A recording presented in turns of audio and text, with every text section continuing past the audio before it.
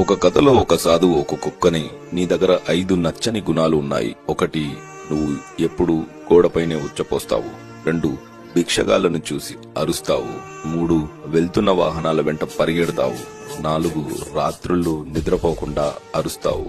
5, ఎవడు భోజనం పెట్టినా అది దొంగ వెదవైనా తోక ఊపుతావు.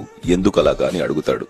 దానికి కుక్క, నేను గోడ మీద లేక ఎవరూ తిరగని చోటులో ఎందుకు ఉచ్చపోస్తాను అంటే, భోజనం భూమిపైన పెడతారు కాబట్టి ఆ ప్రదేశాన్ని శుభ్రంగా ఉంచాలని. భిక్షగాళ్లను చూసి ఎందుకు అరుస్తానంటే, కష్టపడి పని చేయకుండా ఎదటి వారిని ఎందుకు యాచిస్తున్నారని కోపంతో అరుస్తాను.